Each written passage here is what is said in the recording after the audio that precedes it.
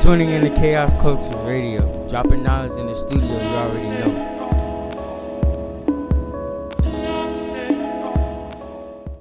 Thank you for tuning in to Chaos Culture Radio. This is Prince Hakeem.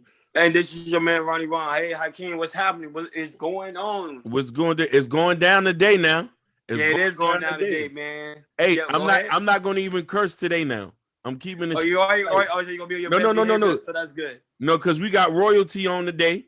For a lot of y'all who don't know, in Dade County, play with it. We got royalty on today. Our brother out here moving and grooving, not chucking and jiving. Yes. You feel what I'm saying? Yes. That's right. Hey, this guy right here, it's honored to have him on the show because I actually reached out to him, Hakeem, which is so funny that I actually reached out to him. He responded. I was like, cool, we're going to have him on the show. Check this out. I already knew who he was, but when I looked at his picture, I say, he looked like one of them actor dudes. He don't even look like no journalist. He don't look like no journalist. No, you look like you supposed to be on movies. I'm going to just keep it. Yeah, you do. So you start smiling on his picture, you're like, man, this guy's Hollywood. No. He's on like some black soap opera or something, like 2,000, you know what I'm saying? 10 days in a year or something. You know what I'm saying? So yeah, this guy, he go by the name of Ryan Nelson. He's a host, a producer, a journalism, and he's known for doing hot topics like music, sports, politics, lifestyle. Like he's just universal. I just call him a universal guy. So Mr. Ryan Nelson, thank you for coming on the show today. It's a pleasure. Absolutely. No, I'm blessed and I'm thankful that you guys would reach out to me and allow me to be on your show, man. So I'm extremely happy to be here and I love what you guys are doing. I appreciate it. Before we get into Ryan, Father's Day just passed. Let's put some respect on your daddy name. Yes. The Carl Nelson Show, 94.5, 95.9 FM. You know what I mean? He is the air light to this young brother here. So we're going to put some respect on that brother's name. Absolutely. Thank you. I appreciate that, man. Father's Day was real special in our house, man. I look up to him so much, and he's set the bar very high as far as what a journalist looks like. So, hey, I'm just trying to do my best to surpass it. No, definitely. So Ryan, what made you decide to do journalism? I know your father is doing it. So what made you get into that passion? Because that's a lot of hard work to get into. It is. It started when I was in school. Because when I first got up to college, I originally attended FAMU, HBCU, and I was up there, and I was just like a lot of teenagers that when they first get to school, you're learning yourself, you're learning what you want to be. Like I remember my first major, because you can switch majors now. I was an accounting major, and I got into those classes, and I saw those numbers, and I was like, this ain't for me. And then I love sports, so I was like, you know what, maybe I could be one of the trainers, put ice on people, wrap tape up on the wrists and stuff like that. Being a former athlete, I know what that's like. And then, you get into the classes and it's not really about putting ice on somebody. It's like, oh, you have to know the blood types, the bones, all this stuff. So I remember I was just praying one day and I'm like, man, what could possibly be for me? And I heard journalism. So I was like, you know what, I'm going to dive into this. And, I did a few internships with 99 Jams down here. Mm-hmm. I did one with TV One. And through those experiences, I really hit the ground running. Like everything was so easy for me. And I, my dad just being in my ear, my corner, critiquing how my interviews were and how I spoke to people, when I was doing the interviews, and just giving me pointers helped out a lot. So that's how I came to it. That's really good. So you actually went by your gut feeling. That's awesome. Yeah, definitely. Yeah. Brother, let me ask you a question. Did you feel the pressure when you started to get in this field, as far as knowing that since your father was already a notable person, you feel what I'm saying? Mm-hmm. Did you feel any pressure on trying to exceed what he was doing? I actually didn't feel pressure to exceed what he was doing, because when I originally got in, I was doing strictly sports. And I know he started off doing sports and then moved into more conscious Black culture topics. So I almost felt like we were in two different lanes when I originally started doing journalism. Why do you feel like you guys were on two different lanes, even though he was doing the Black conscious thing?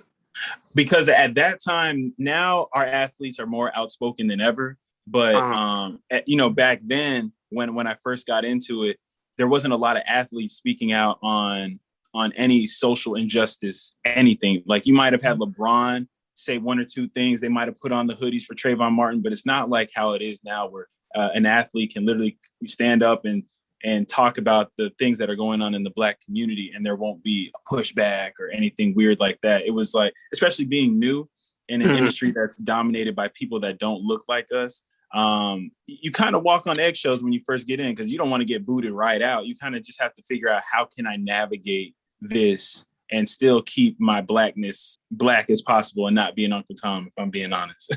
No, definitely. It's funny that you say that in a city that's predominantly, and we're talking about the media per se, predominantly by Hispanics. How, like, what mindset you coming into doing this? Because, you know what I mean, we hear a lot of the fields here, especially entertainment, are dominated by Hispanics, and I hear a lot of brothers saying it's hard to get into this, or, you know what I mean, there's this click thing, or if you not the right skin tone to get in certain doors. So how are you able to overcome that? Oh man, that was probably one of the hardest things. My first real job outside of college was at CBS, and I learned that lesson real quick.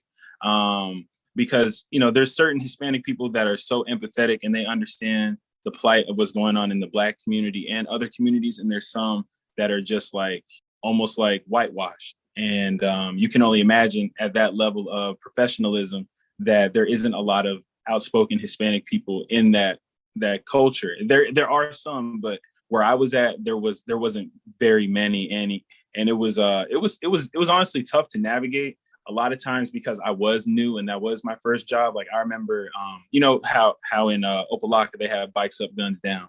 When that was going on, I remember our news director, who's a Cuban man, but you would never know he was Cuban. His name was Jorge, but he said, "Call me George." He almost like wanted to disconnect from his Latino roots, which I never understood, because be proud of who you are. You know what I'm saying? But when Bikes Up, Guns Down was going on, he was standing up in the newsroom saying, "Why are these people doing this? Why is this happening? Are these people don't understand?" Da, da, da, da. And you know what? It may not be the most safe protest, but the heart behind it is pure, and it's really talking about, you know, we don't want gun violence on a day such as Martin Luther King Day. And I remember I wanted to say something and confront him about that, but I'm new, so if I say anything, I'm like, all right, like I'm gonna be booted out the door. Like I'm very new, so I just learned, hey, you got to pick your battles, and then also learn when to speak to people. So like in the heat of the moment when he's upset about it, and then if I can confront him and I'm hot, it's not gonna end well. But if I pull him, if I'm able to pull somebody to the side and just explain, like, hey man, what you said, I don't agree with it. This is the heart behind it, and just kind of have that one-on-one. I think those type of situations where I pulled somebody aside like that, those have helped. And also, Ryan, what is your view about journalism today? Do you think it needs to be improved, or you like it the way things are going? I like the way things are going. I know for a lot of older journalists, they're having to play catch up with the way social media has changed the way we digest our news. And that's what I think is cool, because, man, instantly you can find out news in any country just by logging onto your phone or your computer.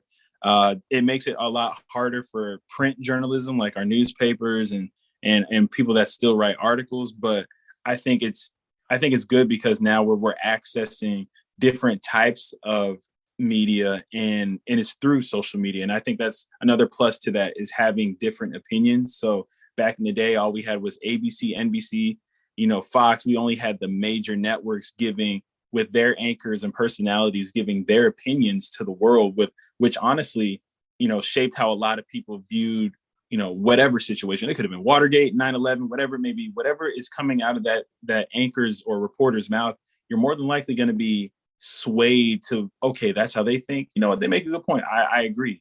Now we have, great podcasts like this one, where people can come on and hear you guys speak about something and get a totally different perspective. So that's why I think it's trending in the right direction. I appreciate that, brother, so much. I have a 2-part question for you. How receptive was your peers, knowing that you was choosing journalism? And I know that probably people say you probably was doing what your daddy did. You know what I mean? And then how well receptive after you chose that, and them seeing you on television, seeing you on magazines and newspapers, because you are a really notable guy, because your face is plastered in different places. It was really well received when I made the decision to pursue journalism full time. And a lot of people said, you probably should have did this in the first place than trying to do all these other majors or careers because it's in your DNA. Because obviously, you know, who your father is. So it was just like, you know, it's almost like Michael Jordan's sons should have tried to play basketball, even though they weren't good. You should have at least tried. Because I mean, hey, look at who you come from. And when they started seeing me in the public eye, it really set a really cool precedent. It was like, wow, like, you know, regardless of, you know, who your father is, you're able to make some noise, you know, representing yourself, and being able to hold your own is something that's really hard to do in this industry. So that's what it was. Did you find it difficult holding your own? Because, you know, especially being out here, being a journalist, especially as Black journalists as that, don't you kind of find it to be very challenging to get like interviews and situations? Oh, yeah. I love Miami-Dade County. I love Broward County. But sometimes our superstars and our people that are here, they get too superstarish, and it's hard to reach people and it's hard to get in contact with them. To be honest, the most of my support comes from out of town. Whenever I go to LA or New York or any other market, it's like I get welcomed with open arms. And if I reach out to anybody, it's like, yeah, it's like, man, whatever you need, we'll help set it up because we see what you're doing down there and we want to support it. And also, too, why do you think it's like that in Miami? I don't know. It's just the culture of competition. Maybe in reality, I see everybody as like family. You know, like I don't feel like I'm in competition with anybody. I want to see everybody win, especially Black folks. So why not? Why not help each other, encourage each other? If somebody needs content from me, I'll show up. You know, whatever it may be. Like, because you know, just because somebody else becomes successful doesn't mean like there's no more opportunities for you. Your opportunities are what you make them. So I don't know why, but that's just kind of how it is. You know, Miami's a flashy market. Everybody's rich, everybody's famous, everybody's, you know, got abs and muscles and everybody's perfect online. So it's almost like who can flex the most. And I get it. That's the culture that we live in. But I'm out here I love everybody, man, and I support everybody. No, but Ryan, to be honest with you, most of our guests have been from like out of town. Nobody has been really in Miami. Like for us, it's been very hard as well. Hakeem can tell you, we send emails out to people that's local in Miami, and we get no response at all. We ain't gonna say no names. We know it's some notable people. Yeah. That we see every day. They do not answer call, but they say hello you in person. Yeah, and that's the sad thing. The question I want to ask you, without saying no names, Ryan, because we know confidentiality here. Yeah. Describe your hardest interview. You don't got to mention no names, and you know what I mean. And tell us what was your difficult interview. My difficult interview, it was at the Tom Joyner family reunion in Kissimmee. I was interviewing an artist. He's an older R&B artist. He doesn't have a buzz anymore. But he was performing, I forgot what the name of the song was, but he was performing his song. He got off stage and he was in full superstar mode. Like, oh, I can't do this interview until I get this and that and this and that. And I have an artist up under me that I, interview him and then we're going to do me. And he was just almost like trying to run the show behind the, backstage when we're doing the interview. And it was just difficult because it's like, man, it doesn't have to be all that. We've had Kirk Franklin come through. We had Tommy from Martin. We had so many people that were, if you ask me, are a little bit more famous than him come through, and we're just humble spirits. Like, hey, anything you need me to do a drop. We're doing interviews, pictures, whatever you guys need me for however long I'm available, let's do it. But this guy it was so difficult. It was like, man, it was so diva-ish. And it was like, oh man, like I personally didn't even want to do the interview, but he was a guest on the show. So we had to do it. Well, man, it's so difficult. He wasn't answering the questions, or he was just giving me a lot of back feedback. He was pausing a lot. He was like in the middle of the interview, like, oh, hold on, we got to stop. I need some water. Or how do I look? Asking his publicist, stylist, how do I look? And it was just like, man, in the middle of an interview, like you're supposed to be an OG. Like when it comes to your interviews, like be prepared. Like we can't stop rolling the cameras. Oh, you guys can edit that and stuff, making it more difficult on the team that has to edit the videos and stuff. So that's what made it difficult. And then, you throw in an artist that that is not known at all. Of course, he's up and coming, and that's fine. But hey, interview him too. Like, what? That wasn't part of the agreement. I don't mind interviewing up and coming artists, but it was just like, it was almost like forced, and that wasn't cool. Yeah, definitely understand that. Here's the thing. I want you to answer this question for me, and I want to direct this to the crowd. And I want you to talk about professionalism, Mr. Nelson, because you're very, very professional. And Thank you. You talk, the way you dress, the way you carry yourself. I want you to talk about how much important is professionalism, especially us being people of color. Because to be honest with you, I look at you, you look like the type of person I could see go far. And I don't think a lot of our brothers and sisters understand that. And you know what I mean? I want you to chime in on that in relations to your own experience about professionalism. And when you see your other brothers and sisters not evoking or enacting the same. Man, professionalism is so important. And honestly, it's one of the biggest keys that will get you, I hate to say across the color barrier, but that'll be one of the things, because if you come up to one of the Power 5 networks like a CBS, Fox, or anything like that, and it's unprofessional, they're going to look at you like you're somebody from off the street, and they're not even going to give you a chance. You know, that saying how we have to work twice as hard. It's for those reasons, because we're already written off because of our skin color. We're already written off because of our complexion. So when we get in these rooms with people of other cultures, they kind of expect us to be something out of a music video. So when we show up, we have to be polished. We have to do these type of things. Even, you know how you guys write emails and are so professional in your approach to people. Yep.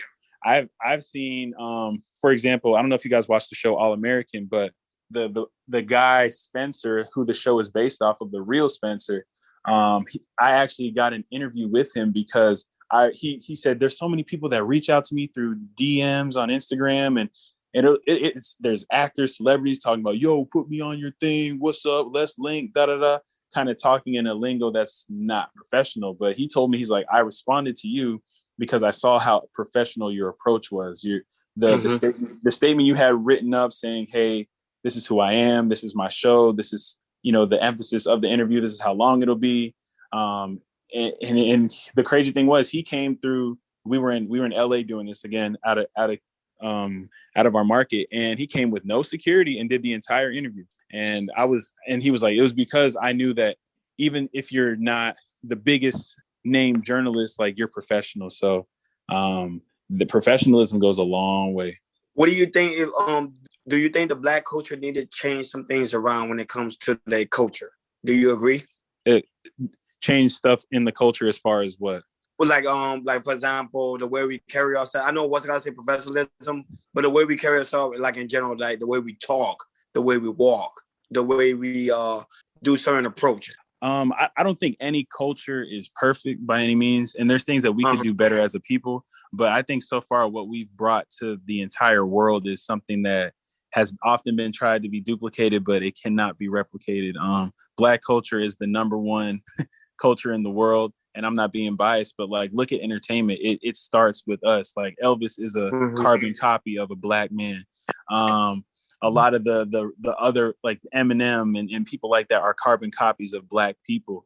And a lot of our inventions, even though they've been stolen by other cultures, are from us. And that goes to say, like, there's a lot of great things that go on within the Black community, but we're not perfect. There's things that we could improve on. And I think that's why sometimes when we get divisive and we start fighting our own brothers and sisters, that's where we kind of lose it, because you don't rarely ever see, Hispanics doing that, Jews doing that. And I think if we can get to that level of unity, I think we'll be a lot better. I think we're in a great place, but we could be a lot better. No, definitely. How would an interview look like with you and your dad? How you think that'll be a good one. Yeah, I think it would be more personal than it would be topical about the world, because a lot of his worldviews are my worldviews, just being under the same roof as him.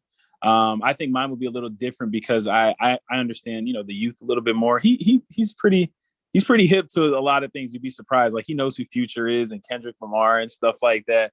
But I think it'll be just more personal. Like, you'll see, he talks a lot about Black culture, but you would see the insides and outs of his Black household. So I think that would be really cool. That was deep what you said there.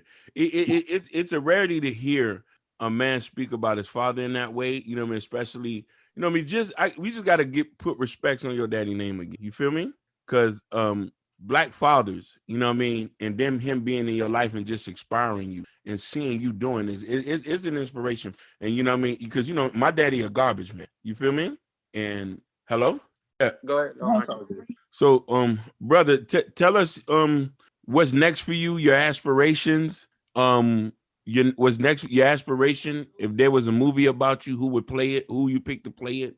And what message you have for everybody? My aspirations would be to have a show that can educate people, but also entertain them.